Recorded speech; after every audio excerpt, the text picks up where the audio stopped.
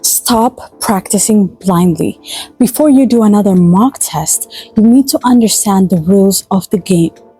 When I was preparing for my IELTS exam, which I scored an 8.5 overall, and that success started not with the book, but with deeply understanding the structure of the IELTS exam. And wait till the end of this video when I will give you amazing resources that have helped me and I'm sure will help you in your journey to scoring 7+ in IELTS.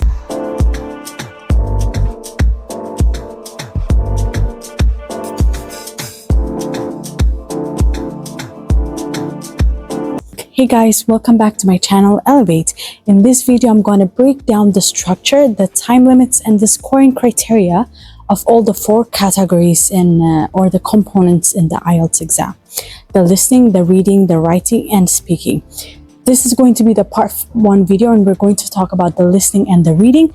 And generally for all the 4 components in my next video as well, we'll focus on specifically on the essential differences between a band 6, a band 7, or higher bands as well. So if you're aiming for that 7, 7.5 or 8, you can hit that button right now, subscribe and like this video. And so the first one we're going to talk about is listening.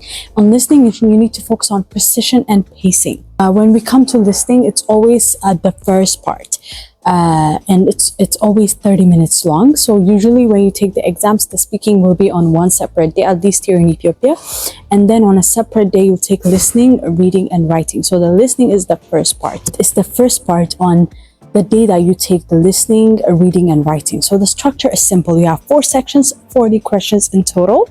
And the difficulty increases as you move from section 1 to section 4. Section 1 is typically social conversation, like booking a hotel or arranging an appointment.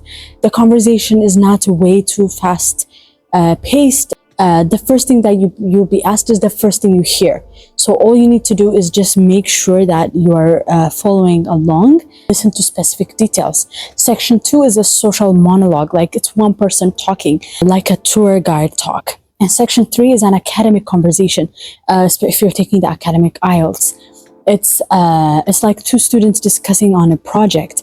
It will be a little bit more fast, like the sections will keep increasing in difficulty. And section 4 is an academic monologue. Usually it's a university lecture extract. So based on that, you'll be asked questions and you'll have the chance to fill them along. So to get a band 7, you'll need to get 30 out of 40. 10 questions can be wrong, 30 you need to get correct. To hit that band 7, you need roughly 30 out of 40 correct answers. It's a precision game. So here's the timing detail. If you're taking the paper-based test, you get 30 minutes of listening time plus 10 minutes of transfer time, where you transfer your answers from the question sheet to the answer sheets. So you have this 10 minutes and you should use them wisely if you're taking the computer-based test. If you're taking the computer-delivered test, the transfer time shrinks only to 2 minutes to check your work. Know your test format and pace yourself accordingly. So another thing that I want to tell you is practice, especially this listening part. With practicing like different question types, you can really nail this. This is your opportunity to boost your overall score, because in my opinion, it's the simplest of all the 4 components of the exam. The next is reading. It's a 16-minute module, and this is where you need to be brutal with time. You have 40 questions here as well.